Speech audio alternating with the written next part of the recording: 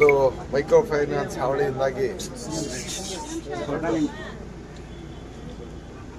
ಇತ್ತೀಚಿನ ದಿನಗಳಲ್ಲಿ ಹೊಸ ಪಿಡುಗು ಈ ಒಂದು ಬಡ್ಡಿಯ ಅವಾಂತರದಿಂದಾಗಿ ಸಾಕಷ್ಟು ಜೀವಹಾನಿ ಮತ್ತು ಶೋಷಣೆಯನ್ನು ನಾವು ಕಾಣ್ತಾ ಇದ್ದನ್ನು ನಾನೇ ಪ್ರಥಮ ಬಾರಿಗೆ ಮಳವಳ್ಳಿಯಲ್ಲಿ ಇದ್ರ ಬಗ್ಗೆ ಧ್ವನಿ ಎತ್ತಿದೆ. ತದನಂತರ ನಾನು ಮಳವಳ್ಳಿಯಲ್ಲಿ 2 ಆತ್ಮಹತ್ಯೆ ಪ್ರಕರಣಗಳು ನಡೆದವು.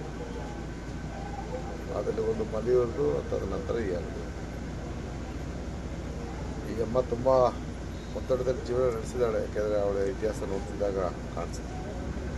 ಅವಳ ಆತ್ಮಹತ್ಯೆಯ ಸಂದರ್ಭದಲ್ಲಿ ನಾನು ಜಿಲ್ಲಾಧಿಕಾರಿಗಳಿಗೆ ಫೋನ್ ಮುಖಾಂತರ ಮಾತಾಡಿ ಆ ಒಂದು ಸಾಲ ನೀಡಿದಂಥ ಏಜೆನ್ಸಿಗೆ ಸಾಲ ಮನ್ನಾ ಮಾಡಿ ಅವ್ರಿಗೊಂದು ಪರಿಹಾರ ಕೊಡೋದಕ್ಕೆ ವ್ಯವಸ್ಥೆ ಮಾಡಿ ಅಂತ ಹೇಳಿದ ರೀತಿಯಲ್ಲಿ ಜಿಲ್ಲಾಧಿಕಾರಿಗಳು ಅವರ ಮನವೊಲಿಸಿ ಮಾನವೀಯತೆಯ ದೃಷ್ಟಿಯಿಂದ ಇದನ್ನು ಮಾಡಿಸ್ಬೇಕು.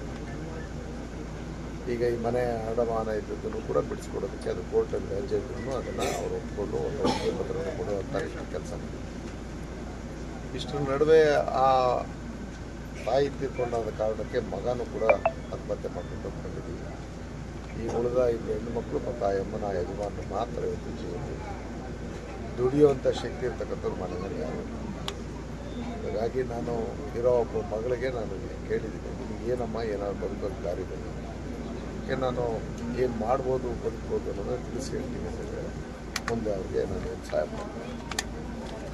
ಹಾಗಿದ್ರೆ ಸಬ್ಸ್ಕ್ರೈಬ್ ಬಟನ್ ಮೇಲೆ ಕ್ಲಿಕ್ ಮಾಡಿ ಹಾಗೂ ನಮ್ಮ ಹೊಸ ವಿಡಿಯೋಸ್ ಅಪ್ಲೋಡ್ಗೋಸ್ಕರ ಪಕ್ಕದಲ್ಲಿ ಕಾಣುವ ಬೆಲ್ ಬಟನ್ ನಮ್ಮೆಲ್ಲ ವಿಡಿಯೋಗಳನ್ನ ಲೈಕ್ ಮಾಡಿ, ಶೇರ್ ಮಾಡಿ ಹಾಗೂ ಕಮೆಂಟ್ ಮಾಡಿ.